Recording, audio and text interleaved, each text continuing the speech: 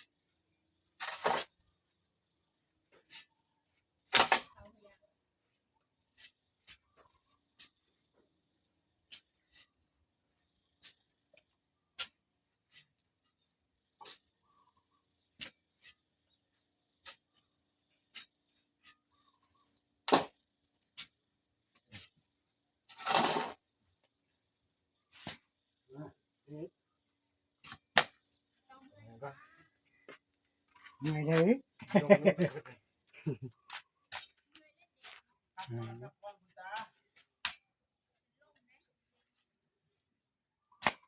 อีน้อยเข้าไปใส่อีน้อยมันนั่งให้ตานั่งนะ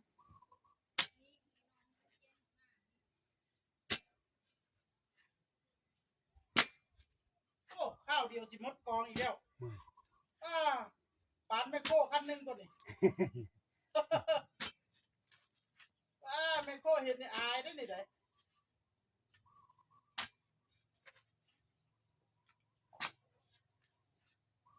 ก็คันหนึ่งกับยันบ่พ่ออยู่นอกตาเนาะ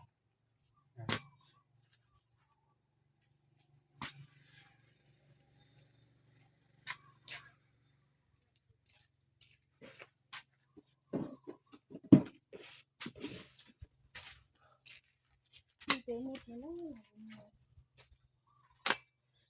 กินข้าวกันยังไข่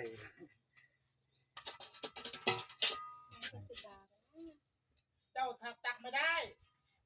มันเตี้ยไปเขาไม่ได้ให้มัดให้เจ้าทำเพื่อคนตัวสูงเราจะลองเฉยตัวเตี้ยมันไม่ได้หรอกเท่ากับเอาเชือกเกี่ยวมืองับขึ้น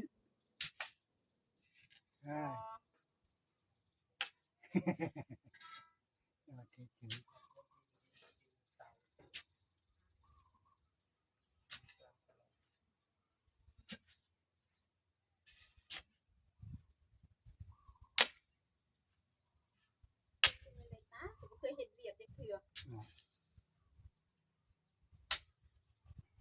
ไม่ลองเบิ้งลองไม่รู้เคยเห็นเบียดจะเถื่อเลยมาก็นอนเว้นเลยมีเพื่อนหลังนี้ได้ซอยโคเห็ดเบียดเอาอีนี้ได้เนี่ยเพื่อนหลังนี้ผมก็นอนไปเล่นก็ตื่นตามตัวแห่งแล้ว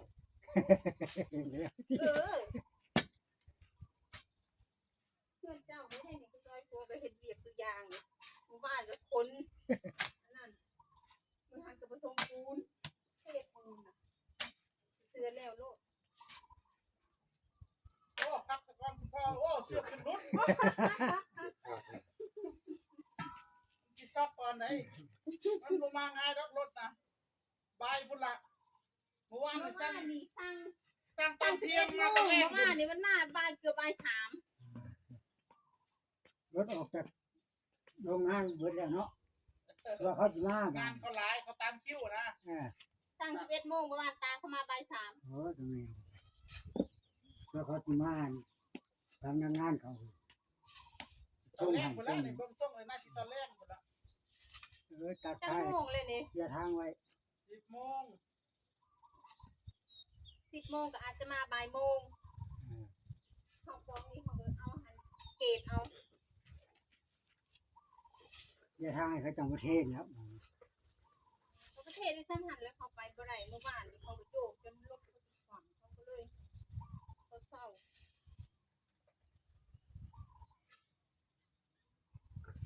เด้เนาะทรายเนาะเต็มรถเนาะ น่ากิน บ่แม่นดินเด้เนาะ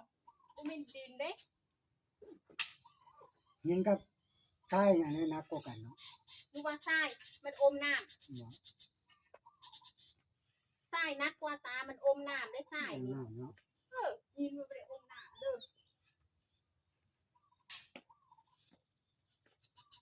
เขาเอาไปช่วยเลย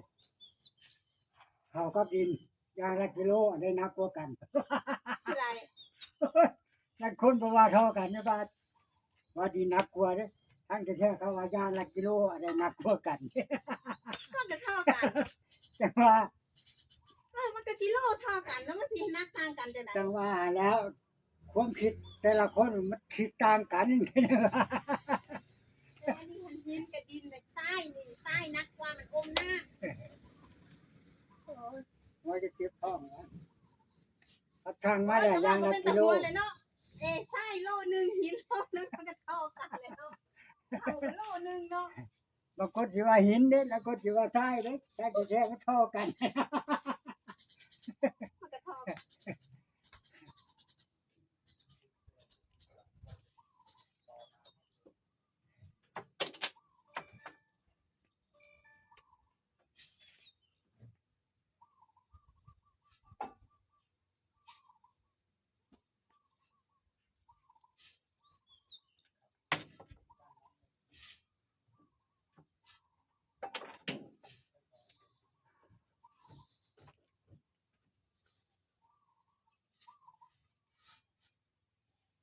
จีไปโรงเรียนบ่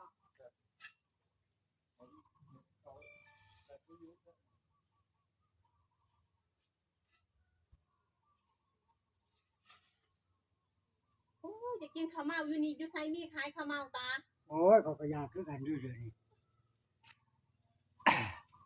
หลานมาสุดท้ายมันซื้อให้กิโลหนึงบอกโอ้ยกินคักบ่ได้วันนี้อยากอีกแล้ว ตลาดนัดน่ะมันมีอยู่แล้วมื้อนี้น่ะเป็นหนูบ่ได้ไป มีก็ขึ้นเอามะพร้าวเปลือกผงมาขูดน้ำตาลทงใส่นี่คักปานยังแหล้ว จะกินข้าวเมา กินก็บ่มีในอยู่บ้านนี่บ่มีใครเฮ็ดกับหมอมีแต่ซื้อกินเนาะ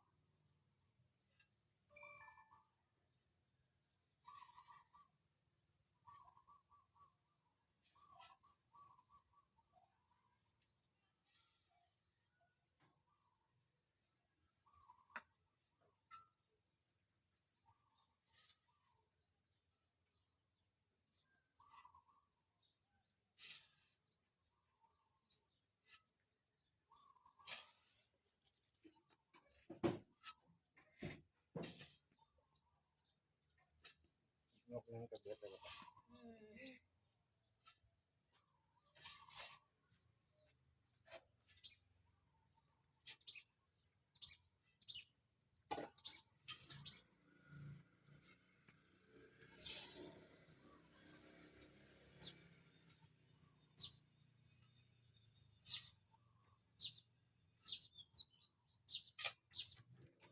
มื้อใดบ่เช้า เมื่อยแล้วตาคนบ่เคยเฮ็ดเวียกคือนู้นแห่งแล้วโลด